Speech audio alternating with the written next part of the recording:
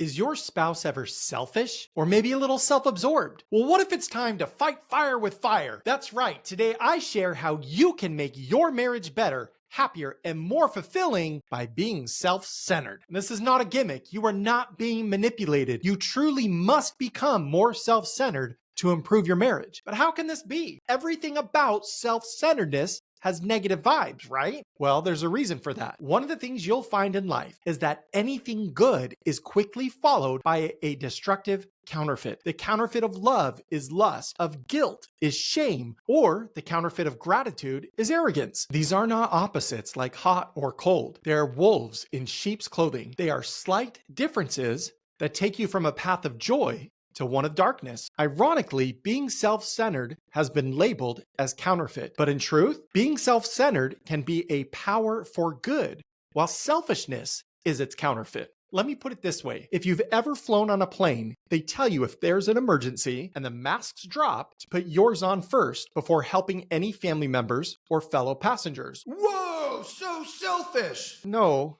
not at all. Because if you spend all your time focusing on whether or not other people are doing what they're supposed to do, you'll pass out, be useless, and possibly even die. So it's not the act itself that determines whether something is okay or selfish. It is the intent or the why behind the act. To be self-centered is to focus on your choices, your actions, attitudes, thoughts, your health, your goals, and so on. And when your intent or your why is founded in your relationships with others, in particular with your spouse, it becomes an act of courage that will feed your marriage. But the counterfeit, selfishness, is to have that inward focus without any regard to your outward relationships. To be self-centered, then, is to focus on yourself for what it makes possible with others. Do you want to improve your relationship with your spouse? Stop worrying about what they should be doing and get 100% focused on what you can do, and be so self-centered that if they don't jump on board, it doesn't even matter. You'll keep doing what's right because it's right. I would love to get in better shape. Maybe not enough to give up chocolate, but it is a frequent topic my wife and I discuss. And then she goes and cooks a delicious high-calorie meal. Or she fills the pantry with snacks for the kids, which I obviously have access to and must also eat. A selfish response would make it about me. Why doesn't she cook different meals? Why does she keep buying junk food snacks? Why isn't she helping me come up with ways to get sugar out of our house? A self-centered response still makes it about me, but with a twist. Where can I find healthy recipes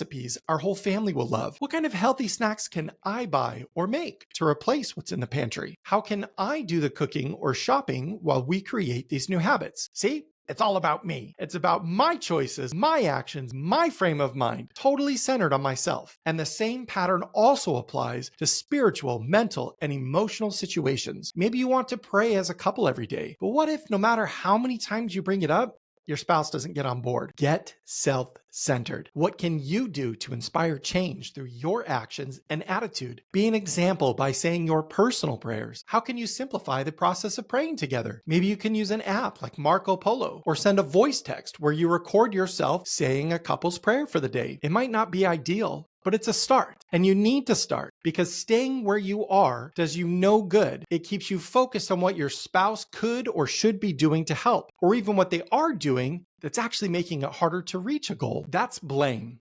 And even if blame is accurate, it doesn't move you toward a better outcome unless the person at fault is prepared to accept the blame and make changes. And frankly, most of us are not self-centered enough to do that. Here's a pro tip. Consider that everything is your fault. And that is the best news possible. If it's your fault, then you have the power to change and improve until you get the desired result. This change in perspective is called a paradigm shift. How you have thought about self-centeredness is being completely changed. And there is nothing so scary to the human soul as facing change. For any positive change to have a lasting impact, it must be founded on a belief or purpose that is strong enough to endure daily resistance. Another name for your purpose is your why. You must have your why solidified in order to avoid the counterfeit of selfishness and to embrace this paradigm shift that will do more for your marriage than nearly any other tip I've shared so far. It's easy to ask, what's your why? But it's so much harder to create a real answer because we've been conditioned to not think about our own needs and wants. And we've been conditioned to abandon what matters most for what is needed now. I'll give you practical steps to overcome this, but first, let me share a story. Long ago, there was a gathering of friends, family, and a very special guest. One matron of the home was wholly focused on what was needed now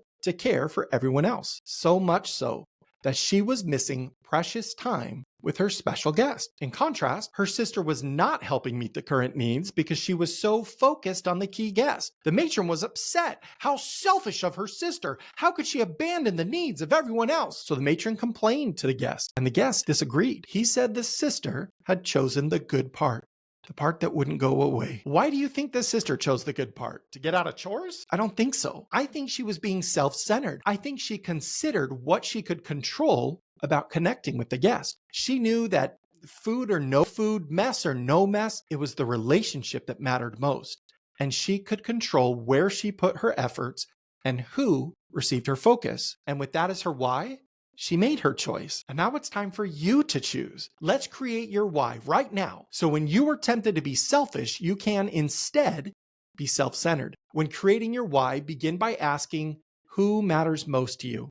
Make a list of 3 or more people. It could include God, your spouse, any children, friends, or other family members. The key is not the number of people, but the honesty in which you answer. Who matters most? After you have your list of who, go through each one and ask, what is it that makes them matter most? And I honestly think this question is harder than just listing the who.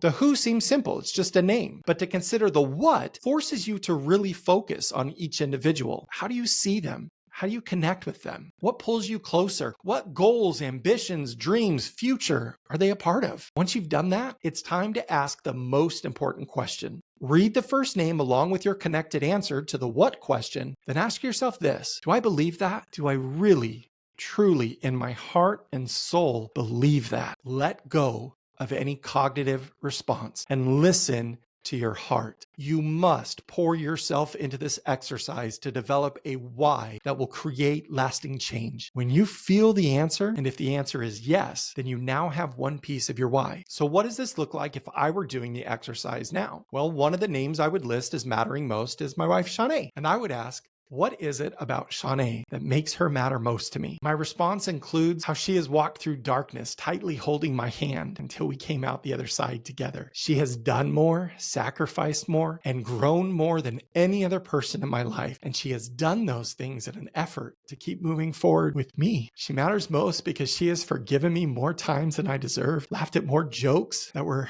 undeserving, and stared me in the eyes countless times to let me know that she believes in me. She's my partner and my friend, and I love her. And then I would ask myself, do I really, in my gut, in my heart, and my soul, really believe that?